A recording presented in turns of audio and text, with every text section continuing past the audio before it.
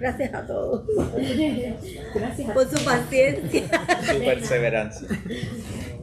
Sí, hoy vamos a estar viendo esto que es el pacto.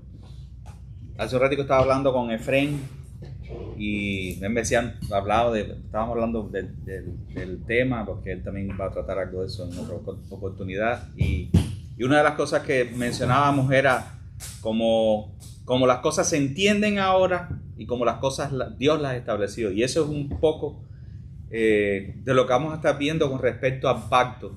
Porque precisamente, si nosotros no entendemos el matrimonio como Dios lo entiende, vamos entonces a vivir de la manera que nosotros entendemos y no de la manera que Dios lo presentó. Como mismo ustedes estaban, algunos diciendo en sus expectativas, que querían saber más y entender más cómo Dios piensa acerca del matrimonio. Y de eso es a lo que iríamos. Entonces, a ver aquí, ¿cómo yo paso de una diapositiva para la otra?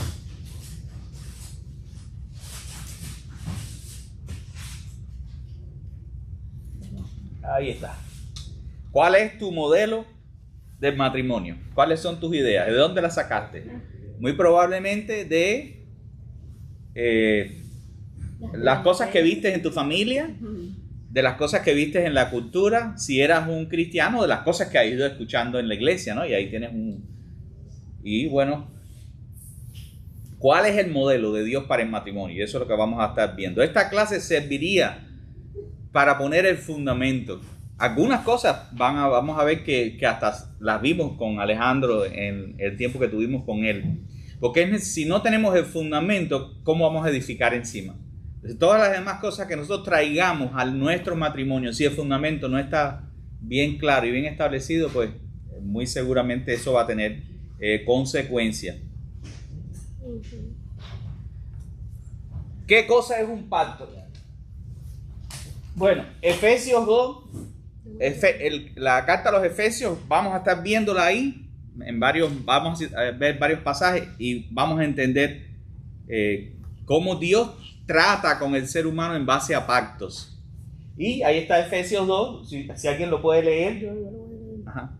Los judíos los llaman a ustedes los no circuncidados y ellos asimismo se llaman los circuncidados, pues se circuncidan en el cuerpo. Ustedes no son judíos y deben recordar que antes no tenían a Cristo, ni eran parte del pueblo de Israel. Tampoco formaban parte del pacto ni de la promesa que Dios hizo con su pueblo.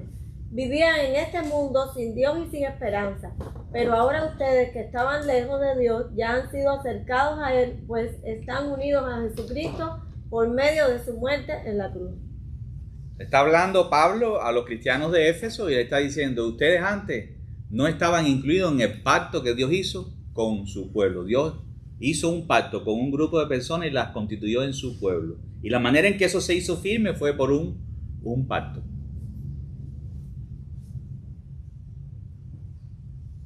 Ahora, el matrimonio será un pacto, y eso es lo que vamos a estar viendo, que así como Dios hizo un pacto con el hombre, la relación de Dios con el hombre es en base a un pacto, también de la misma manera nosotros tenemos el matrimonio dado por Dios, pero en la mente de Dios estuvo darnos un pacto, también para nosotros vivirlo. Efesios 5:31, ¿qué dice? Por esto dejará el hombre a su padre y a su madre y se unirá a su mujer y los dos serán una sola carne.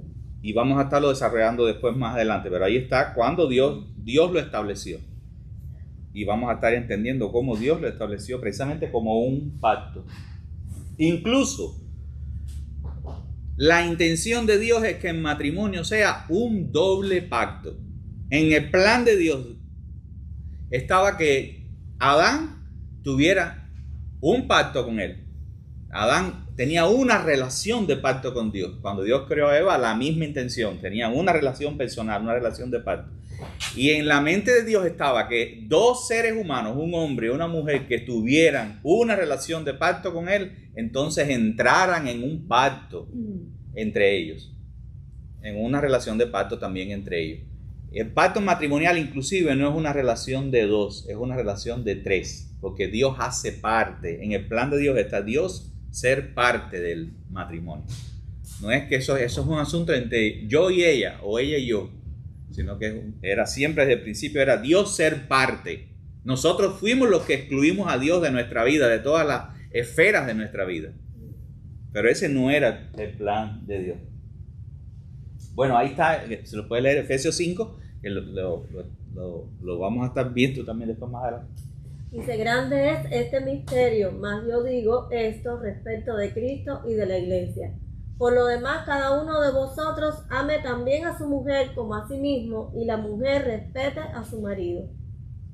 Fíjense cómo en ese pasaje el escritor, inspirado por el Espíritu Santo, se atreve a entremezclar esa relación de Dios con su pueblo, en este caso la iglesia, que es el nuevo pueblo de Dios, y también la relación de matrimonio. Las dos están como superpuestas, una está conectada con la otra.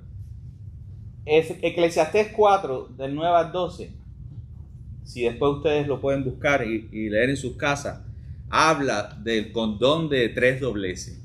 Pero comienza diciendo 2 es mejor que 1, porque si uno se cae, el otro levanta, si tiene frío, el otro le queda calor y así. Pero la frase conclusiva de ese pasaje es y condón de 3 dobleces. O sea, una relación de Dios, pero que en realidad hay 3 involucrados. Y ya sabemos quién es esa tercera persona que está en el matrimonio.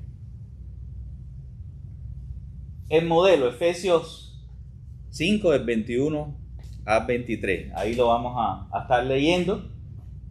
No vamos a hacer un estudio bíblico del pasaje, nada más es como para entrar en el entendimiento de lo que estamos, a donde estamos apuntando. Sí. Las casadas estén sujetas a sus propios maridos como al Señor, porque el marido es cabeza de la mujer, así como Cristo es cabeza de la iglesia, la cual es su cuerpo y Él es su Salvador. Así que como la iglesia está sujeta a Cristo, así también las casadas lo estén a sus maridos en todo. Maridos, amad a vuestras mujeres, así como Cristo amó la iglesia y se entregó a sí mismo por ella, para santificarla, habiéndola purificado en el lavamiento del agua por la palabra, a fin de presentársela a sí mismo, una iglesia gloriosa, que no tuviese mancha ni arruga ni cosa semejante, sino que fuese santa y sin mancha. Así también los maridos deben amar a sus mujeres como a sus mismos cuerpos. El que ama a su mujer, a sí mismo se ama, porque nadie aborreció jamás a su propia carne, sino que la sustenta y la cuida, como también Cristo a la iglesia, porque somos miembros de su cuerpo, de su carne y de sus huesos. Por esto dejará el hombre a su padre y a su madre, y se unirá a su mujer, y los dos serán una sola carne. Grande es este misterio, mas yo digo esto respecto de Cristo y de la iglesia. Por lo demás, cada uno de vosotros ame también a su mujer como a sí mismo, y la mujer respete a su marido. Sí, pues después vamos a estar viendo como algunas cosas que están conectadas ahí. Ahora, una cosa que no se leyó ahí, y que ya habíamos hecho la observación el otro día, el primer versículo con el que empieza ese pasaje, y es que se sometan unos a otros en el temor de Dios. O sea, el primer punto es que cada ser humano necesita tener una relación con Dios. Una relación donde Él es el Señor y yo soy de Él. Y entonces en esa condición previa, entonces que ambos podemos entrar en una relación de matrimonio, lo que hablábamos hace un momento. Ese es el diseño de Dios para el matrimonio.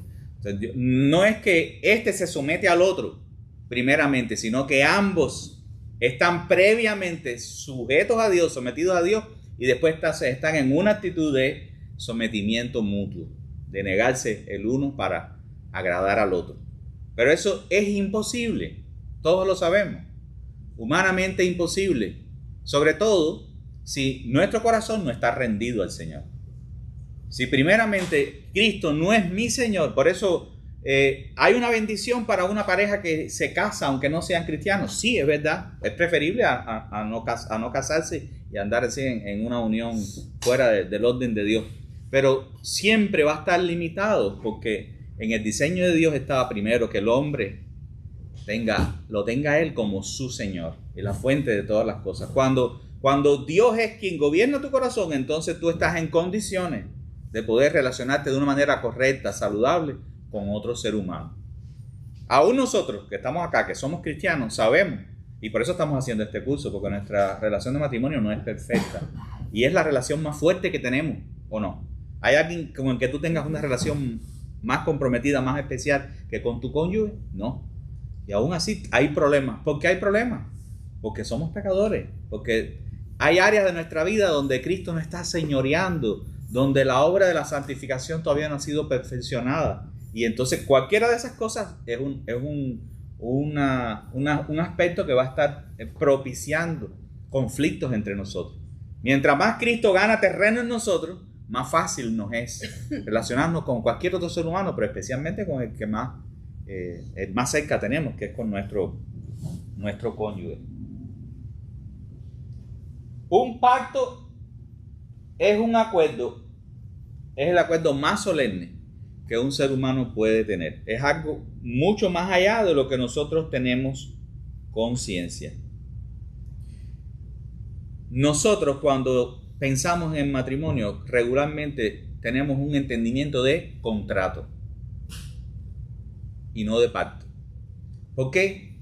Porque en la época moderna, cuando se sacó a Dios de la ecuación, en estos últimos más o menos 2 o 3 siglos, el ser humano ha vivido una manera de pensar humanista que Dios ha sido excluido. Entonces, esto es una consecuencia natural. Si Dios no existe, y Dios es el que estableció los pactos, y el primer pacto era con Él,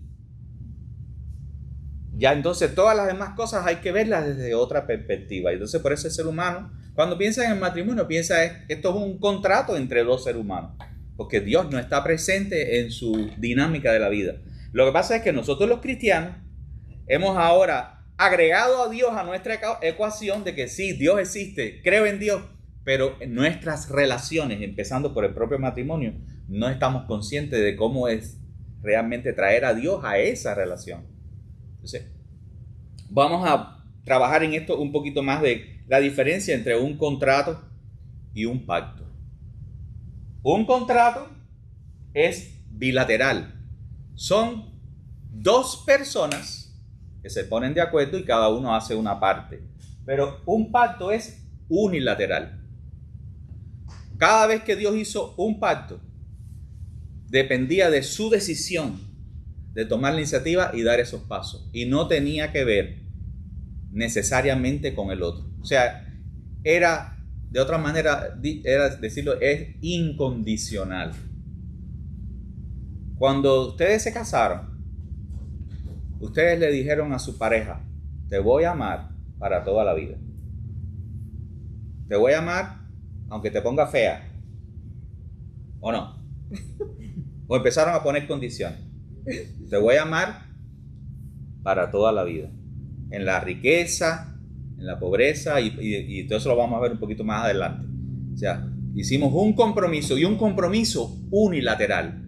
Tu esposa, o en ese momento no era tu esposa, pero bueno, tu cónyuge, no te obligó. Nadie te obligó. Tú unilateralmente tú dijiste, voy a dejar a mi papá y a mi mamá y me voy a ir contigo, que eras hasta el otro día un desconocido, voy a compartir, me voy a arriesgar a compartir la vida contigo hasta que me muera. Y voy a crear una nueva familia contigo. ¿Tomaste esa decisión o no? Esa fue la decisión que tomaste. De manera unilateral. Por supuesto, esperabas que la otra persona respondiera en la misma proporción, pero esa otra persona no te obligó. Tú tomaste esa libre decisión.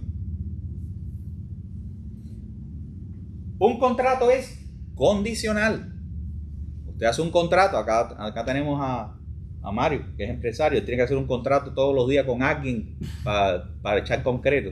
Esa persona dice, tanta cantidad, tal día, a tal hora lo necesito, y él pone sus términos, y tú del lado acá también pones los tuyos. Te va a costar tanto, a esta hora no puedo, tiene que ser a esta hora. Esas son las condiciones que se establecen. Si uno de los dos no cumple las condiciones, el otro tiene derecho a decir, se canceló esto. Y eso hasta a veces en la cláusula por escrito está claro. Si esta persona incumple con esto y en esto, ahí se invalida el contrato. Pero un pacto es incondicional.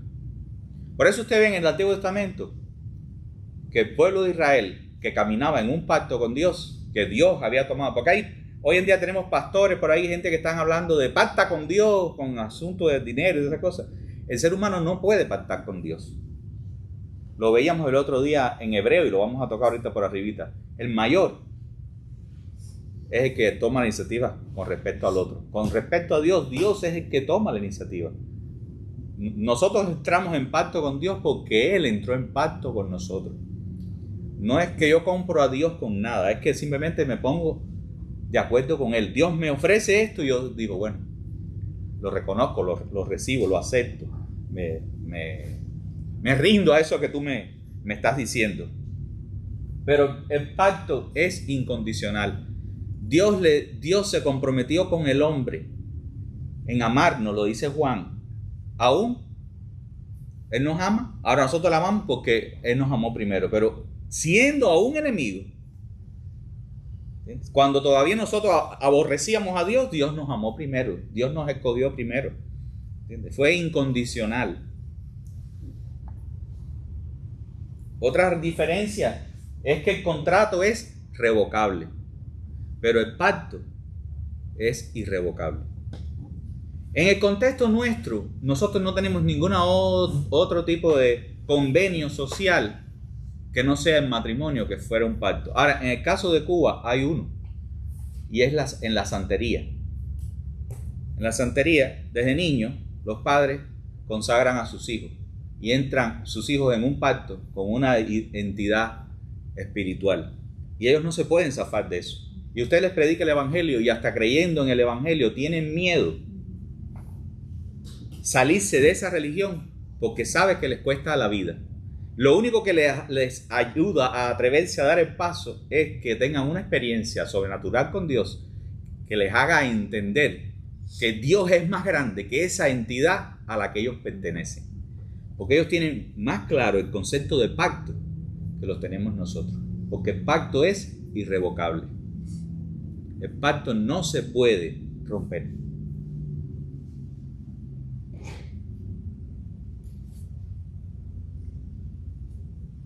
Un contrato es un acuerdo, como decíamos, bilateral. ¿Tú puedes ayudar a leerlo? Mi amor, estás muy incómodo ahí, deberías echarte un poquito hacia atrás, porque estás todo torcido.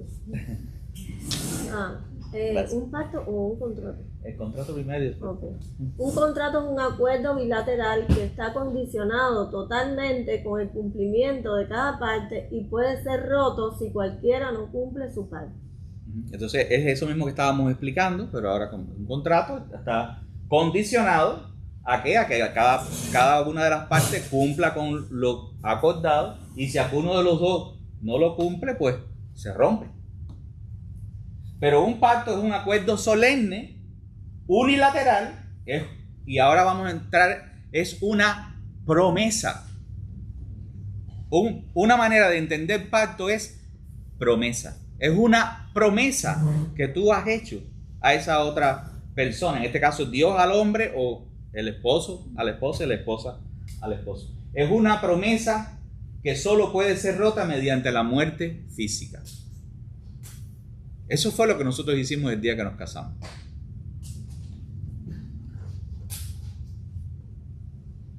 Un contrato.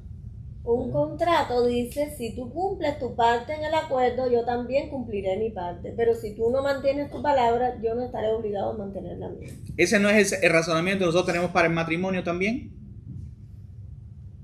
Si tú no estás haciendo tu parte, pues no, yo ya. Pero eso no es un pacto, eso es un contrato, eso es una mentalidad de contrato, no es una mentalidad de pacto. En la mentalidad de pacto, un pacto, si tú tienes una mentalidad de pacto, tú dices, bueno, yo mantendré mi palabra y haré lo que dije, independientemente de que tú hagas o no la parte que te corresponde. Hay un matrimonio que trabajaba con nosotros allá, que él era pastor junto conmigo, que ellos vinieron para acá, estamos orando a ver si ellos vienen para acá con nosotros o no. Ella conoció a Cristo y llegó a ser hasta una líder ahí en la iglesia del grupo de hogar y eso, pero su esposo no. Y su esposo era un mujeriego y casi 20 años. Ella sufriendo, orando por su esposo, y la gente hasta en la iglesia diciéndote, divórciate. Él te ha dado razones de sobra para separarte y dejarlo. Y ella no, yo voy a seguir orando por mi esposo, hasta un día que su esposo Y la hizo sufrir mucho. Y la hizo sufrir bastante. Hasta que un día su esposo cayó a los pies de Cristo y hoy en día él es un pastor que está sirviendo al Señor. Si ella no hubiera tenido un entendimiento de pacto, su matrimonio se hubiera roto como tantos otros que se rompen por fuera de la iglesia y aún hasta dentro de la iglesia, con el primer problema que viene sobre nosotros, que nos supera, porque muchas veces el problema te supera. Pero si tienes una mentalidad de pacto, tú dices, esto es algo más grande. Y si tienes un entendimiento de pacto en el Señor, donde Dios es parte de ese pacto, que no es solamente algo que yo y tú hicimos, sino que Dios ha estado aquí presente, activo, haciendo realidad esta unión, donde ya no son más dos, sino que ahora son uno. Entonces nosotros vamos a batallar, vamos a buscar la gracia de Dios, vamos a implorar el poder de Dios para que Dios obre y defienda lo que a Él le interesa, porque a Dios le interesa el matrimonio, mucho más de lo que nosotros somos conscientes. La mejor palabra para describir entonces pacto, para nosotros tener como un nuevo entendimiento, es promesa. El pacto está basado en la palabra, no en el papel que firmaste. El papel es una confirmación, una reafirmación, un testigo escrito, pero no es como el contrato, que lo más importante es el papel. Es la palabra. ¿Por qué la palabra? El otro día leíamos en Hebreo, no quise hablar de eso porque bueno, en la clase ahora lo vamos a ver, Hebreos 6, del 13 al 18, anótelo ahí, vamos sobre él de nuevo en otro momento, pero anótelo ahí porque eso lo estudiamos el otro día, precisamente, providencialmente lo estudiamos el otro día, cuando el escritor está diciendo, hablando de Abraham, no, porque Dios le hizo a Abraham una promesa y junto con la promesa juró. Y entonces por estas dos cosas está garantizado que Dios va a cumplir lo que Él dijo. ¿Qué cosa es lo que estaba hablando el pasaje? ¿Sabe de qué estaba hablando el pasaje? Del pacto que Dios hizo con Abraham, que incluía a su descendencia. Y el escritor de los Hebreos les está recordando a ellos, ustedes están aquí viviendo esta fe en Cristo como cumplimiento de la promesa, del pacto que Dios hizo con su antepasado Abraham. A nosotros ahora esto nos resulta raro porque en la cultura actual eso se ha olvidado, como les decía. Nuestros abuelitos, muchos de ellos, su palabra tenía el valor que no tiene la palabra de nosotros. En la época de nuestros abuelitos, había un señor que a lo mejor tenía tierra y que estaba vendiendo un pedazo de tierra y le decía, le vendo este pedazo de tierra y usted sí se la compro, qué sé yo. ¿Y qué hacía? Es suya. Y esa palabra era suficiente. No había ningún papel firmado. Y nadie lo discutía. Todo el mundo alrededor respetaba esa palabra que se habían dicho ellos.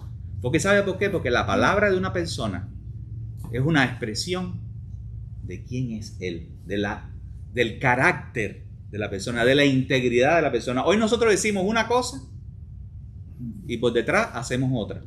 Porque lo que nos falta es identidad. Integridad también. Porque no hemos entendido, porque por el camino perdimos todo eso. Pero un pacto es una promesa que se cumple. Digo, yo prefiero morirme que no cumplir mi palabra. Eso es una persona que tiene un entendimiento de pacto. Y eso es lo que hicimos el día que nos casamos, hasta que la muerte nos separe. Eso no fue lo que hicimos. Cuando te casaste con esa persona, ¿no estabas pensando honrar eso? ¿Esa no fue tu intención? ¿O es que te emborrachaste y te metiste en la boda y te casaste con cualquiera? Nosotros hicimos eso, lo que no estábamos plenamente conscientes a lo mejor de lo que estábamos haciendo. Pero sí hicimos eso. Le dijimos a esa persona, yo te voy a amar toda la vida. Yo te voy a respetar. Yo te voy a cuidar. Y esto que yo estoy diciendo es suficiente. Porque yo lo voy a cumplir. Y me va la vida en eso. Eso es un pacto. Eso es lo que hizo Dios con nosotros. Cuando lee el pasaje hebreo hay un lugar donde dice, bueno, y Dios lo hizo así como ustedes también lo hacen. entre ustedes y ya se acaba todo. Es el fin, dice el versículo también diciendo, y es el fin de toda discusión. Cuando una persona hace una promesa y después hasta si la tiene que garantizar todavía más, hace un juramento. Y ahí se acabó todo. Cuando nosotros nos casamos, nosotros hicimos promesas, hicimos juramento. Hicimos un pacto. No hicimos un contrato.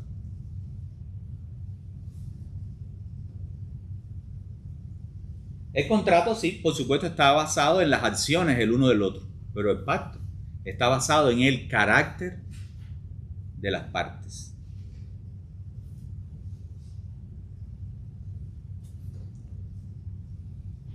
Yo después vamos a hacer un chat con cada pareja y los que no pudieron venir también los agregamos y vamos a poner la presentación y los links del video para el que no pueda venir y eso, para que todos puedan después seguirlo procesando el resto de la semana. Pero bueno, que si quieren tomar nota, por supuesto, también es bueno. Entonces, como decía, en el contexto bíblico, una persona prefería morir que dejar de cumplir su palabra. Un ejemplo, hay en un lugar en la Biblia de uno de los jueces, creo que fue Gesté, no me acuerdo cuál fue, que él, sin que Dios se lo pidiera, él le prometió a Dios que iba a sacrificar al primero que saliera de su familia, salió la única hija cuando Dios le dio la victoria y él, como diciendo, ay Dios mío, ¿qué hice? Y cumplió su palabra. A una cosa loca a nuestros ojos, por supuesto, y por supuesto era una cosa que Dios no le había mandado y él no tenía que haber hecho eso, pero en el entendimiento de ellos, la palabra se cumple.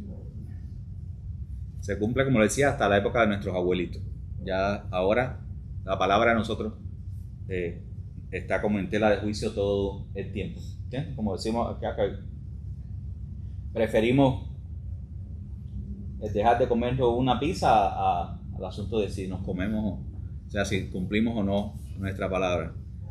Voy para allá, sí, ya voy saliendo y todavía nos estamos vistiendo.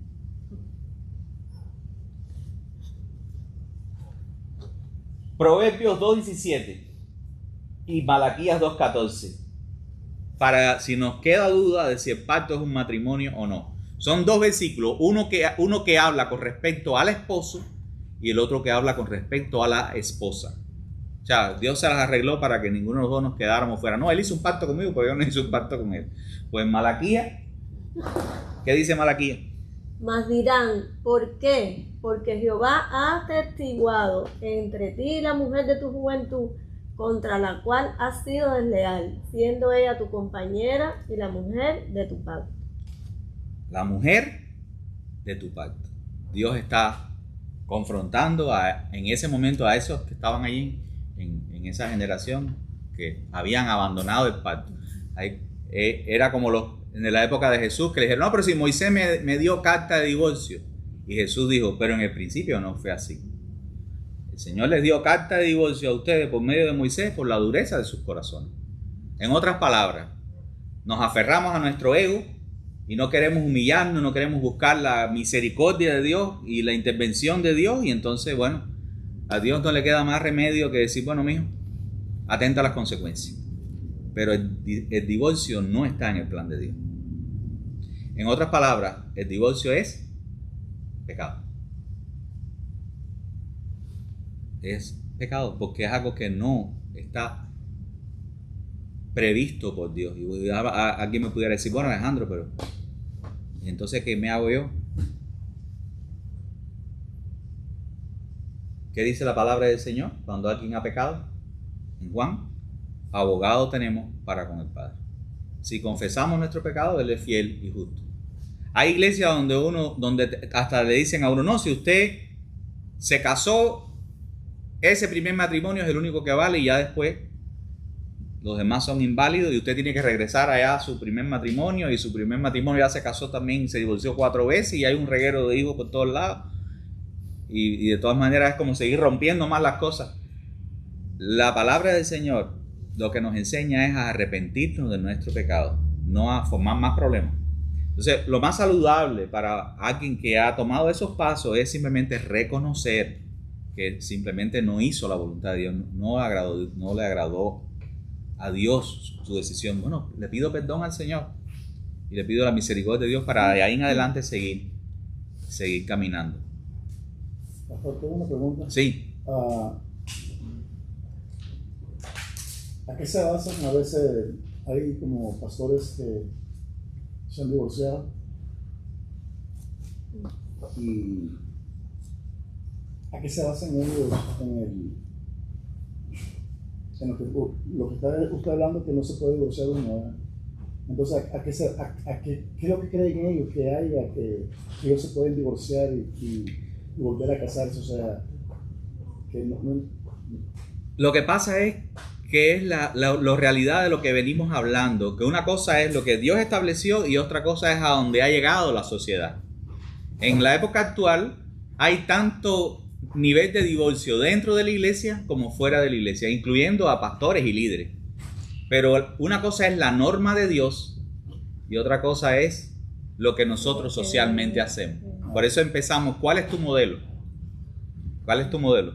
Porque en cada generación siempre vamos a tener delante dos modelos. El modelo del mundo, las personas que sin Dios toman las decisiones, aún hasta si después tú no estás en la iglesia, o el modelo de Dios. Nosotros tenemos que escoger el modelo de Dios. Entonces, delante de Dios, ellos todavía están en pecado. Eso se llama adulterio. Adulterio.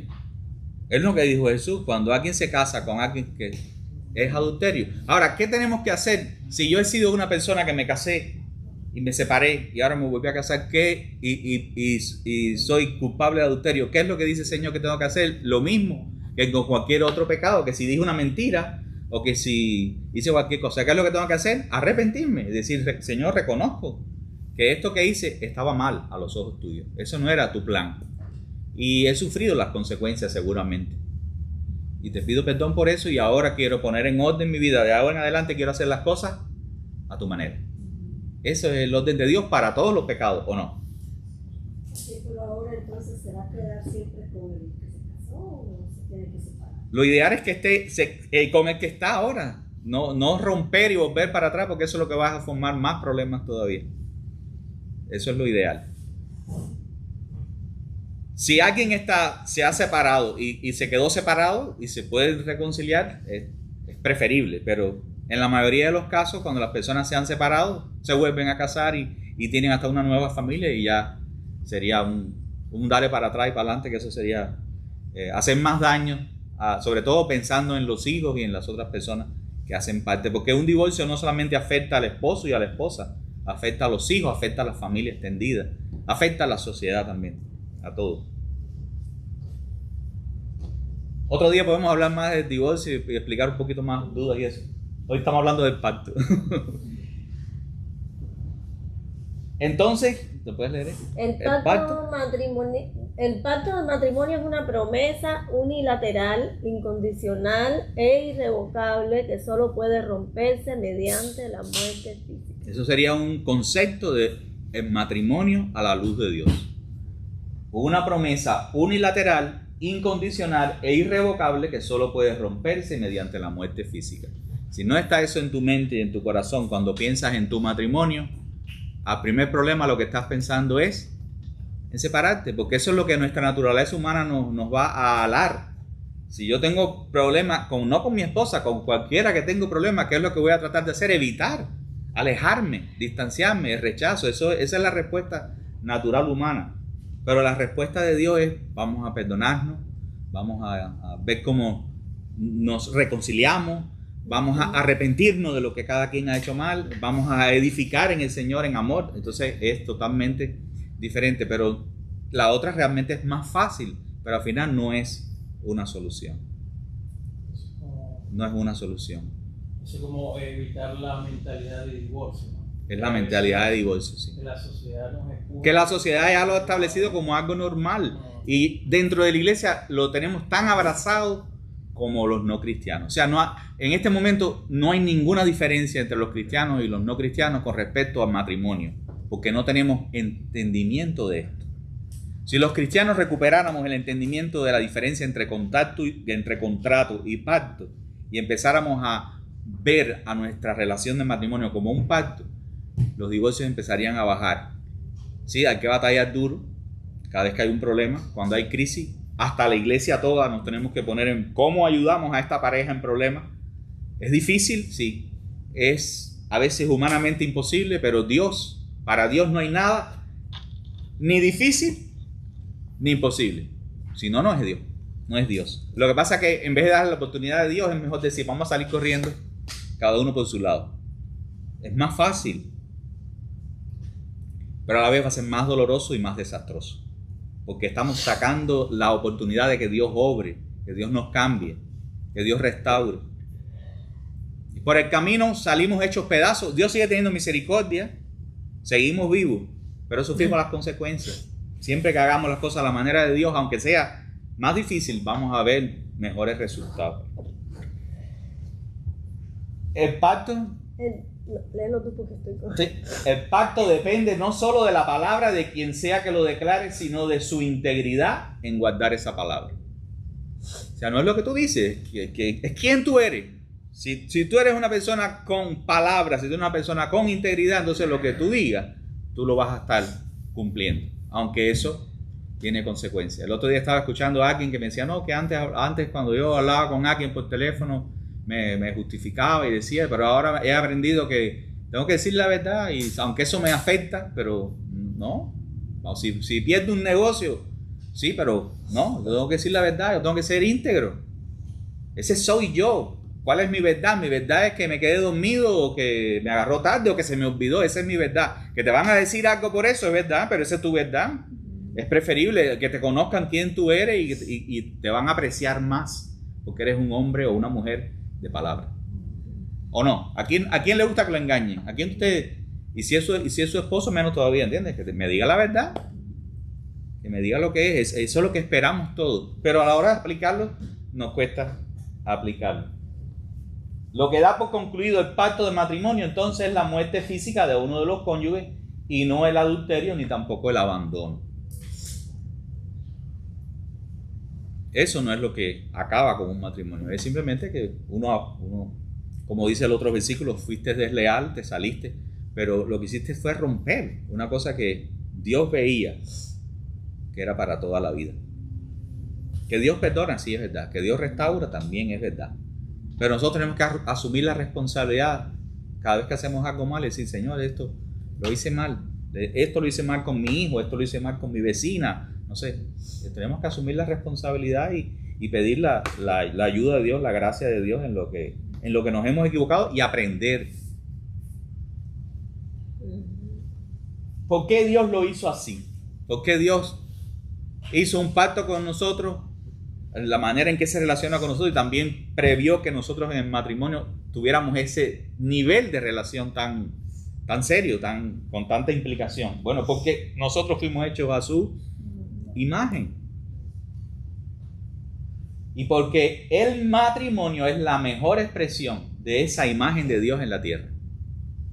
Nosotros como individuos somos la imagen de Dios, pero el matrimonio es una mejor imagen de Dios que la de un individuo, porque Dios es trino, ¿o no? ¿Y el matrimonio? ¿De cuánto hay en el matrimonio? 3 también, porque está el esposo, la esposa, y está Dios en el medio. Y ya no van a ser más 2, sino que ahora son 1. Entonces, la mejor expresión que hay, que refleja la gloria de Dios, que refleja la realidad de Dios, es el matrimonio. Por eso hay tanto ataque contra el matrimonio, y ahora en estas últimas generaciones hasta el olvido de qué cosa es el pacto. Porque ya, sacando eso de ecuación, entonces estamos sacando, sin darnos cuenta, el mensaje de que Dios es real.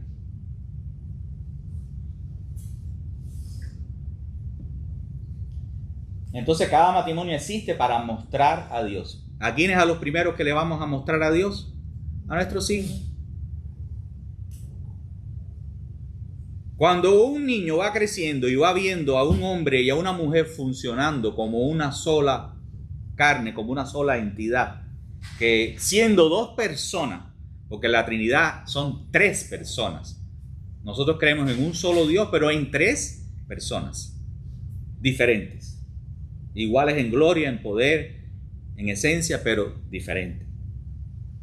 Un niño va creciendo y va viendo a un hombre y a una mujer que son muy diferentes en muchas cosas, pero también vamos a ver que en otras son iguales, y cómo funcionan, cómo se ponen de acuerdo, cómo interactúan, cómo los dos les van criando, les van disciplinando. El otro día estábamos hablando con una pareja y le estábamos diciendo, tienen que ponerse de acuerdo en cómo van a disciplinar, y no puede ser que uno le dé un mensaje y después el otro le da otro mensaje a los niños. Eso confunde a los niños terminan manipulándolos a ustedes y terminan deformados, porque nosotros tenemos que ser uno.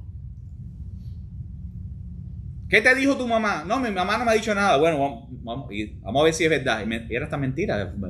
La mamá le dijo que no y él viene a buscar que el papá le diga que sí. ¿No se le ha pasado eso? A nosotros nos ha pasado casi todos los días, por lo menos una vez a la semana, con uno de nuestros hijos. Porque nosotros tenemos que aprender a funcionar como una unidad. Y nosotros no nos damos cuenta, pero los niños van creciendo. Y después van a hacer preguntas difíciles, preguntas que tienen que ver con Dios. Y cuando empieces a hablarle de Dios, que es lo más difícil de explicar, tú se lo has representado en el matrimonio. Cuando tú empiezas a hablar de la Trinidad, que cosa más difícil de explicar que la Trinidad, pero cuando un matrimonio ha funcionado, no es perfecto, ninguno lo es, pero cuando medianamente ha funcionado, tú dices, bueno, así como tú ves que tu mamá y yo nos ponemos de acuerdo y nos respetamos y nos amamos, y Dios es así. Son 3 personas y el niño dice, bueno, yo no lo entiendo bien, pero por lo menos como más o menos me lo está representando.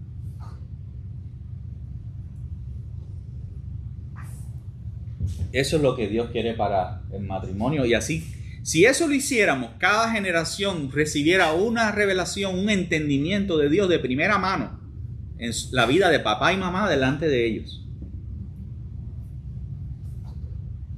Ahora, una pregunta aquí de aplicación sería, ¿qué estoy reflejándole yo a mis hijos? ¿Mis hijos ven a Dios en nosotros, en nuestra relación?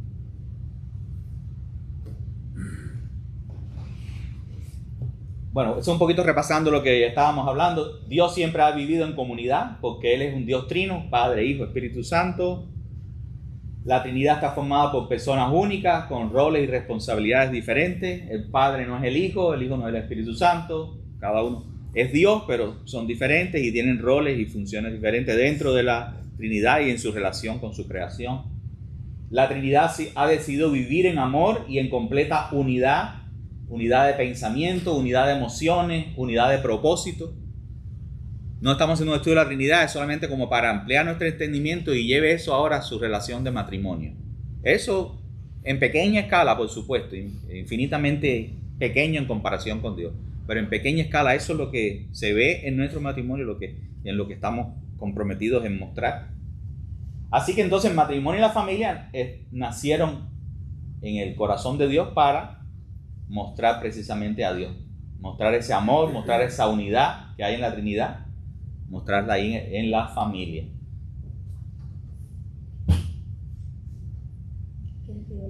Sí, por favor. Hombre y mujer tienen el mismo valor.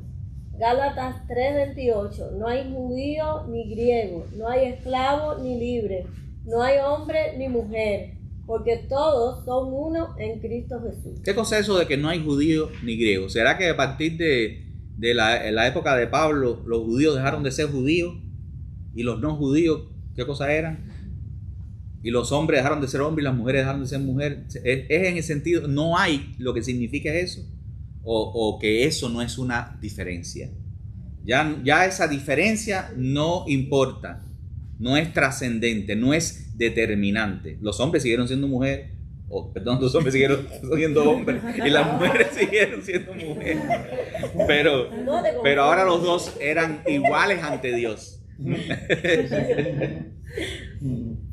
Pero ¿de dónde sale eso? Ese entendimiento sale de la Trinidad. De la Trinidad. Si tú no ves que en la Trinidad los 3 tienen el mismo nivel de dignidad, y si nosotros como matrimonio, como familia, estamos para reflejar a Dios, si no ves eso, vas a tratar a tus hijos como si fueran tu propiedad, a tu esposa como tu criada.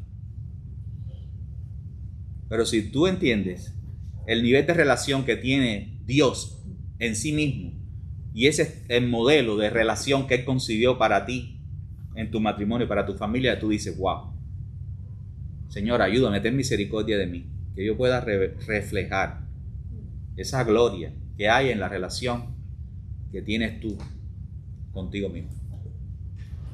Nuestro modelo es ese, es la Trinidad. No busques modelo en tus padres. Tus padres, aunque lo hayan hecho de la mejor manera, tus padres eran imperfectos. Y lo más probable es que tus padres no tenían este entendimiento.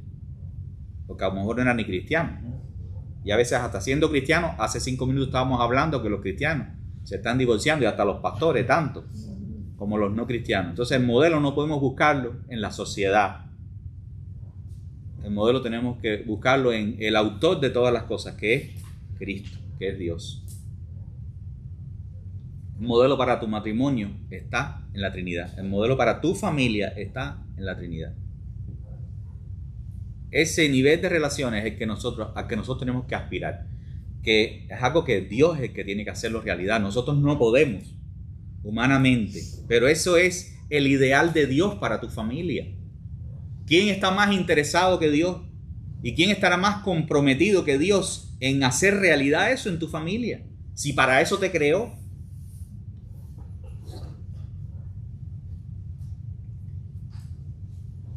Esposo y esposa son iguales en valor, pero diferentes en roles, por naturaleza, personalidad y circunstanciales. Sí, somos iguales y diferentes.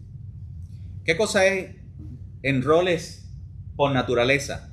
Un ejemplo tan sencillo como que la esposa tiene útero.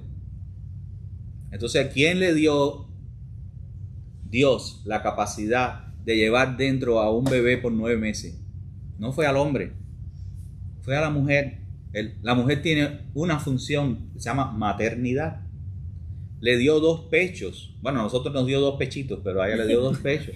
Que sobre todo cuando están ya para parir, un poquito antes se empiezan a llenar ya de leche, a producir leche. Para que amamante, para que alimente a su bebé. Ese es un rol que Dios le dio a la mujer, es un privilegio. Es un regalo. Entonces, por naturaleza, por el diseño natural de Dios, hay roles que son aplicables al hombre o son aplicables a la mujer y que normalmente no deben ser intercambiables. Porque por diseño, eso es lo que Dios te preparó para. El hombre normalmente tiende a ser un poquito más fuerte que la mujer. Yo no sé ahora cómo estamos, pero con el tiempo. Otra cosa que tenemos que tener en cuenta en cuanto a los roles es la personalidad. Cada uno de nosotros tiene una personalidad. Y ahí ya la cosa se complica un poquito más. Porque, por ejemplo, hay algunos matrimonios donde el esposo es como más hábil para sacar cuentas y la esposa no. O viceversa. ¿Quién es el que debiera ayudar a sacar las cuentas? El que más tiene la habilidad. Entonces, cada matrimonio ahí se vuelve único. Porque en este caso, acá funciona de esta manera y en este otro, por la personalidad de cada cual, entonces hacemos algunos ajustes propios de ese matrimonio. Y otra cosa más que pasa son las cosas circunstanciales. Cuando mamá se enferma, ¿qué tiene que hacer papá? Se vuelve loco vistiendo a los niños y peinando a los niños. Yo recordaba cuando yo hacía unos moñitos hacia la niña. Y mi esposa se reía porque a los moñitos a mí me salía uno para acá y el otro para acá. Pero bueno, hacía lo mejor que podía. Pero si la mamá se enfermó, la mamá no debiera estar haciéndolo todo porque eso fue algo circunstancial. Bueno, ¿y qué pasa si el esposo tiene un accidente y se queda inválido? Y era el que trabajaba y la esposa estaba. Ahora la esposa tiene que aprender por primera vez a trabajar en su vida. Y su esposo se quedó inválido. Son circunstancias. Algunas son temporales. Y otras veces son hasta permanentes. Entonces, no tenemos que levantarnos tampoco como jueces, ¿no? Que en el matrimonio tiene que ser así, tiene que ser eso. Esos estereotipos tampoco son saludables. Pero sí tenemos que tener en cuenta esas 3 cosas. La naturaleza, lo que Dios creó, el diseño de Dios. La personalidad, que cada uno de los dos tenemos que conocernos. Y también las circunstancias. Hay momentos donde los dos tienen que trabajar. Hay momentos donde con uno solo que trabaje, gloria a Dios por eso. Bueno, son las circunstancias. Ambos cónyuges deciden vivir en amor, unidad, respeto mutuo. Es una decisión. El amor es una decisión. Nosotros decidimos. El pacto es una decisión. Nadie te obligó. Dios decidió. Y nosotros en el caso del matrimonio decidimos. de forma libre y voluntaria. Varón y hembra crean una unidad, por medio de la que procrean vida y manifiestan la gloria de Dios. Mateo 19:6. Así que no son ya más dos, sino una sola carne. Por tanto, lo que Dios juntó, no lo separe el hombre. Cuando nos hemos casado, cuando hemos entrado en pacto, ya no somos más dos. Ya no es yo y yo, ahora es nosotros. Y eso se aplica a todas las esferas de la vida natural, a la finanza, a todas las cosas. Hoy no vamos a hablar en detalle de todas esas cosas, pero es una manera de pensar diferente. El mundo no tiene esa manera de pensar. Si tú empiezas por un contrato, eres tú entrando en un contrato con ese otro, siguen siendo yo y yo. Pero cuando es un pacto, como Dios lo diseñó, ya no somos ya más dos, ahora somos uno, somos una unidad. Como la Trinidad, que son tres personas, pero son una unidad. Por eso la Biblia dice, Dios es uno, no porque es una persona, es porque es una unidad. Nosotros, el matrimonio es una unidad, ya no somos más dos.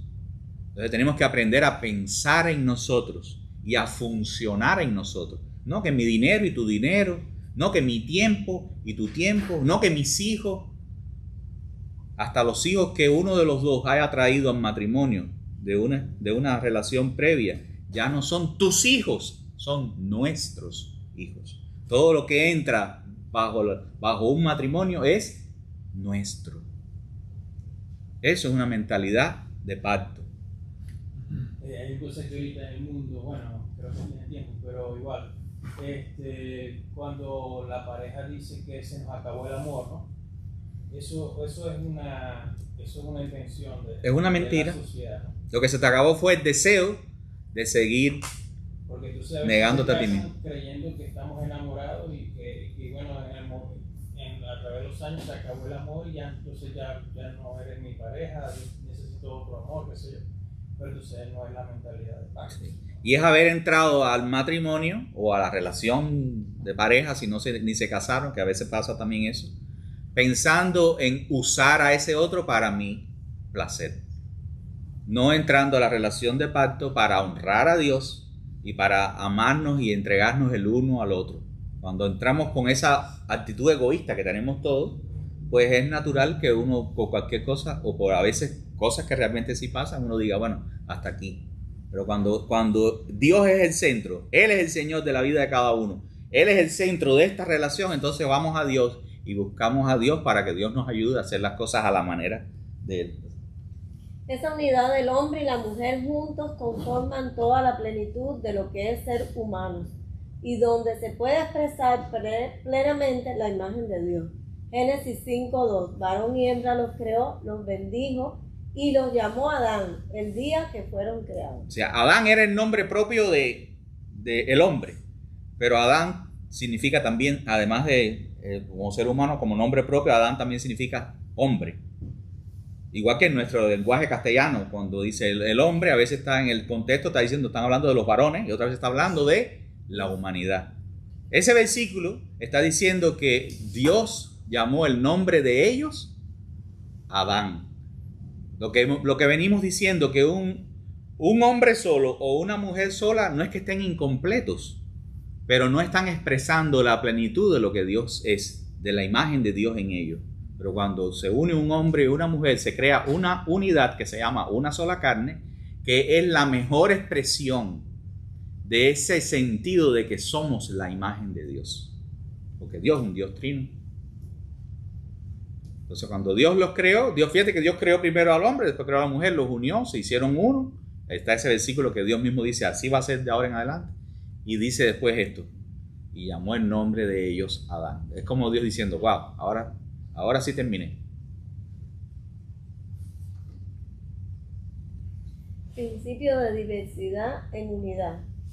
Iguales en valor y diferentes en funciones. Es el fundamento de las relaciones de hombre y mujer. Elimina la mentira del machismo de que el hombre es superior a la mujer y la mentira del feminismo de que no existe diferencia alguna entre ser mujer y hombre. O sea, somos iguales y a la vez somos diferentes. Ese principio de diversidad en la unidad es el principio que rige la Trinidad y que también por extensión Dios quiere que se refleje en el matrimonio. Incluso también en la familia, aunque los hijos, uno dice, los hijos están sujetos a los padres, sí, pero igual, somos una unidad. Somos una unidad. Tenemos que diferenciar el sentido de autoridad, el sentido de responsabilidad del sentido de valor.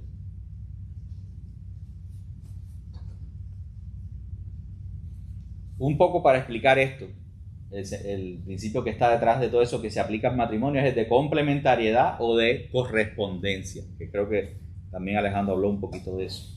Y unos ejemplos de eso son estos: el cinto, el candado y esta otra, no sé cómo le llaman acá eso. La cerquita esa, que se pega. Que hay uno que tiene como una... ¿Eh? Velcro. Ajá, ya sabes. El cinto tiene la hebilla y tiene la otra parte. Una de esas dos partes hace un cinto. Para que sea un cinto necesita las dos partes. No sé a cuánto le ha pasado, a mí me ha pasado más de una vez que se me rompió la hebilla o el cinto se rompió. Al final, una de las dos cosas que se daña ya no funciona. Necesita las dos partes. O sea, eso es el matrimonio. Somos diferentes, somos iguales y nos complementamos. Nos necesitamos. El otro día se me perdió la llave y tuve que cortar el candado y comprar un candado nuevo. O sea, un candado con la llave perdida es un problema. Te lo digo por experiencia. O sea, que no se te pierda tu esposa. Por eso le digo, mi amor, estoy perdido sin ti. A veces hasta dentro de la casa. Ay, ¿dónde están los zapatos? Ay, ¿dónde están? No sé si a ustedes esposos les pasa, pero yo tengo que ir a mi esposa cada rato. ¿Dónde es esto? ¿Dónde es? Los espejuelos. Bueno, Efesios 5:21. Someteos unos a otros en el temor de Dios. Voluntario sentimiento. Sometimiento. Sometimiento mutuo en Dios. Si está esa actitud de ambos estar sometidos a Dios y ambos estar sometidos mutuamente, es fácil que el esposo lidere, porque no es un vaquero que está tratando de enlazar a una vaca que se herrera. Estamos sometidos mutuamente. Porque muchas veces detrás de los problemas que estamos viviendo en el día a día, lo que hay son actitudes que están levantando la tendencia que tiene la mujer o la tendencia que tiene el hombre después de la caída, y entonces lo que hace que entonces el otro responda también con exceso. Pero cuando ambos se alinean al corazón de Dios y al diseño de Dios, funciona de una forma natural. Si yo estoy rendido al Señor, es menos probable que yo trate mal a mi esposa. ¿O no? El día que yo ni oré, ¿cómo le respondí? Entonces, si ese es el orden de Dios es como es. Si yo estoy sometido al Señor, si yo estoy ahí rendido al Señor, entonces voy a estar. Y después cuando me viro para el lado, entonces empezamos también en una actitud de sometimiento mutuo. Entonces, no, mi amor, no, cómetelo tú, no, cómetelo tú, no, cómetelo tú. Se da de una forma diferente. Literal. Estar sujeta, ser cabeza. Efesios 5:22. Ya se lo leímos, el texto lo leímos. Sí. Ahí hay una palabra que creo que ya hablamos de eso en alguna ocasión, que es cabeza. Hay dos palabras, creo que también Alejandro trató eso. Que hay dos palabras en el griego que después se traducen como cabeza. Una es arge o arché también se dice, y la otra es kefalé. El arge es de donde viene en español al arzobispo, arcángel, ese con un prefijo que se le coloca delante de una palabra y significa como el principal de esto. Un arcángel es el principal de los ángeles, un arzobispo es el principal de los obispos. Cuando la Biblia habla de Jesús en Colosenses, dice que Jesús es el arjé de la creación, que se traduce el principio de la creación. No es el primero creado, sino que es el originador de la creación, el primero en la creación, el que tiene la preeminencia. Pero en este pasaje, en Efesios, no usa esa palabra, a pesar de que estaba disponible en el griego. No usa esa palabra el escritor, Pablo en este caso. Usa esta otra palabra que es kefalé. Dice que Cristo es kefalé de la iglesia y el esposo es kefalé de la esposa. Una comparación que nos ayuda a entender es como el arjé sería como el general, el que está dando la orden, el que tiene todo el derecho de poner a todo el mundo boca abajo, hacen lo que yo digo. Eso es como el que da la orden, el arjé. Pero el kefalé sería como el capitán, ese cuando usted ve en las películas, ese que primero sale de la trinchera, el primero que arriesga la vida, el que le dice a los demás vengan, el que está adelante. Eso es lo que hizo Cristo con la iglesia. La relación de Cristo con la iglesia no es la posición que por derecho propio tiene de estar sentado en el trono dando órdenes para que la gente caiga de rodillas delante de él, como está dicho también en Efesios, que va un momento donde todo el mundo va a hacer eso. La relación de Cristo con la iglesia es que se entregó por ella. Siendo el Rey de la Gloria, vino y se entregó por ella. Eso es ser kefalé. Y por eso es que es la cabeza de la iglesia, el que le dio el ejemplo, el que tomó la iniciativa para reconciliarla consigo mismo. Esa es la función del esposo con respecto al esposo, de dar el ejemplo, de tomar la iniciativa, de ser el primero que sirve. Ese es el tipo de liderazgo que funciona en el reino de Dios. No es de dar órdenes, sino de dar el ejemplo, de ser el primero, el que está dispuesto a arriesgar la vida, a ponerse delante cuando hay un peligro. Ese es el modelo de Cristo para el esposo. Entonces el versículo ese la gente está equivocada y lo toma. Porque están usando un significado diferente. Porque se traduce a cabeza, pero esa palabra cabeza no es esa otra que también se pudiera traducir cabeza. No es arjé, es kefalé. Pero también se puede decir cabeza, pero en ese otro sentido. Como Jesús le dijo a los discípulos, yo les he dado ejemplo. Ustedes me dicen maestro, y ahora yo estoy lavándole los pies. Pues mira, yo lo que estoy dándoles es ejemplo. Eso es ser kefalé. Es cabeza porque si estás ejerciendo un liderazgo, una influencia, pero desde una posición diferente, una posición de servicio, una posición de sacrificio extremo.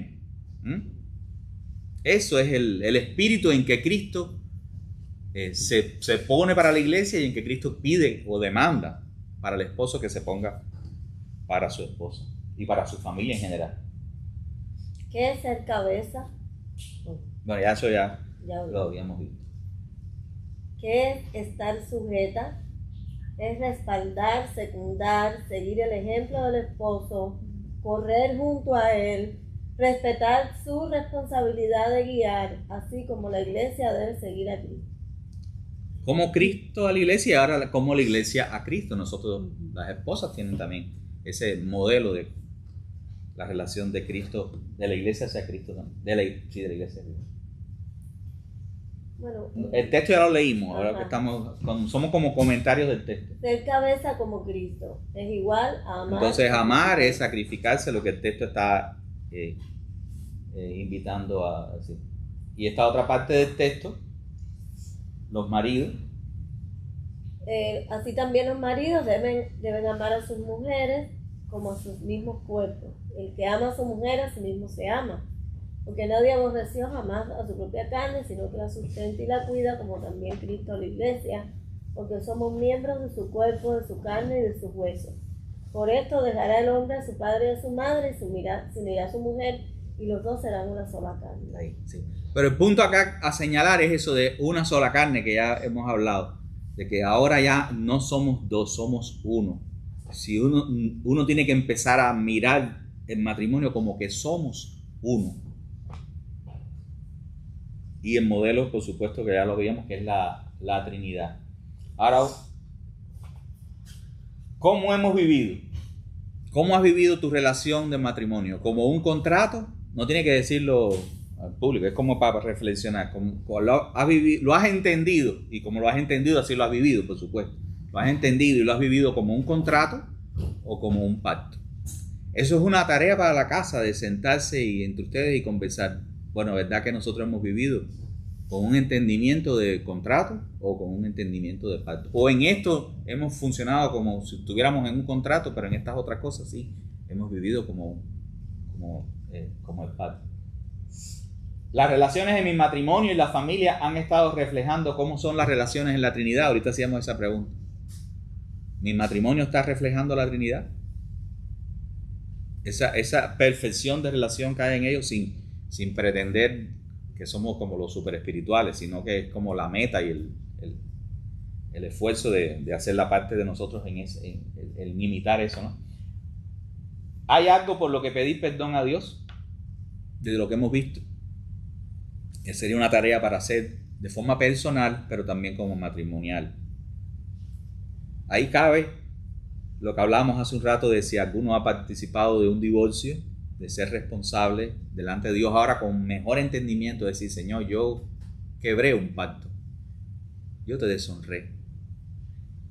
Ahí cabe el modelo que hemos presentado a nuestros hijos de matrimonio. Señor, perdóname que a lo mejor nosotros no hemos reflejado a nuestros hijos la gloria de la Trinidad, de esa armonía, de esa relación de entrega mutua, de preferencia, de unidad. Ahí cabe, no sé, las cosas que han pasado entre nosotros como matrimonio que a lo mejor no están resueltas. Es sanador pedir perdón y perdonar, por supuesto, también. Les animamos que en estos días ahora ustedes tengan más de una oportunidad, que separen más de un momento, son 15 días que tenemos por delante para tener algún momento donde ustedes se pidan perdón, ustedes se reconozcan. Es tomar responsabilidad por lo que hemos hecho. Perdóname que no he sido el tipo de esposo que refleja a Cristo sacrificialmente. O esposa, perdóname que he estado siempre contestándote, he estado, no sé, cada quien sabe las cosas que hemos hecho bien o las que no hemos sabido ni siquiera que le estábamos haciendo mal a veces. ¿Hay algo por lo que pedir perdón al otro? Tanto a Dios como al otro.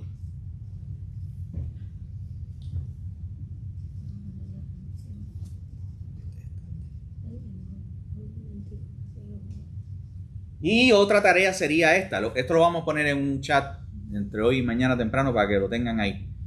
Volver sobre los pasos sobre lo primero que hicimos. Cuando nos casamos, ¿qué fue? Hicimos un pacto. A lo mejor no lo tienes por escrito, a lo mejor ni te acuerdas lo que pasó, lo que dijiste.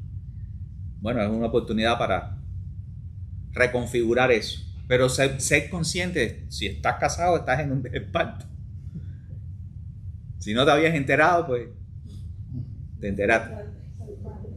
Entonces es un momento de empezar, aunque sea de cero. A lo mejor tienes que empezar de cero, no importa. Pero qué bueno que puedes empezar. Entonces vamos a ponernos de acuerdo los dos y separar algún tiempecito vamos a redactar ese pacto que hicimos o que estamos recién ahora haciendo porque no sabíamos ni en qué nos habíamos metido. Entonces, ¿cuáles son las partes de un pacto? Las promesas. Entre las promesas, por ejemplo, hay el ejemplo de te amaré, te honraré, te cuidaré. Pueden buscar a lo mejor en internet ejemplos de pactos matrimoniales. No sé, sean creativos, pero háganlo porque lo van a traer de tarea la otra semana. A lo mejor no da tiempo que todos lo digan, pero la idea es que usted venga con deseo de compartir lo que estuvieron haciendo entre ustedes. O sea, no vamos a obligar a nadie si no lo quiere compartir, pero que tenga esa oportunidad de testificarnos a los demás. Mira lo que nosotros estuvimos haciendo entre nosotros. Queremos, y de verdad que lo estamos haciendo porque estamos comprometidos con esto. Las promesas, los términos.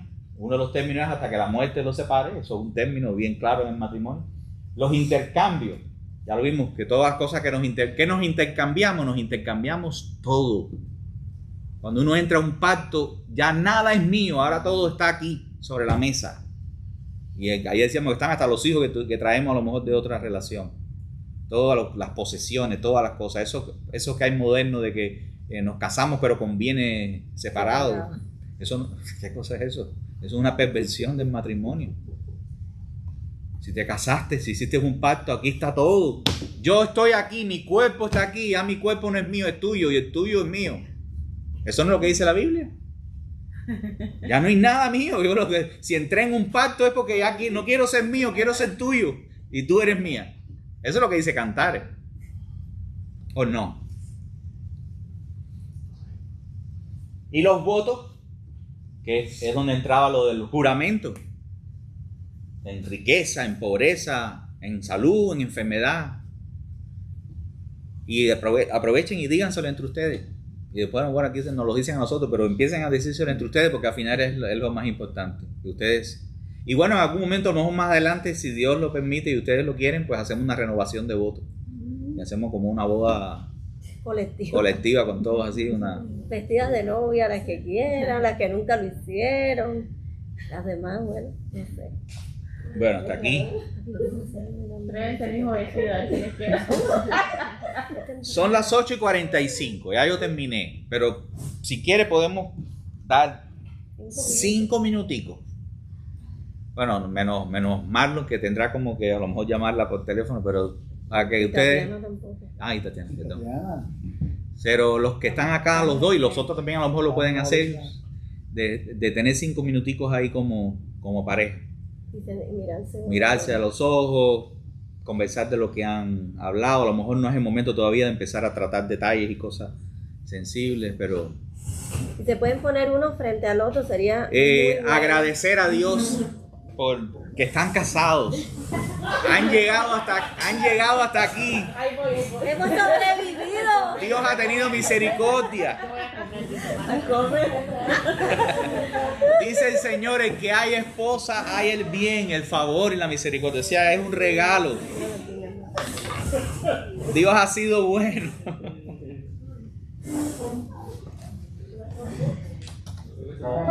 Power on.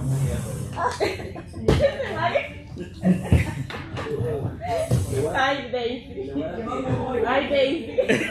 Vamos, Daisy y Mario, por favor. Mírense a los ojos.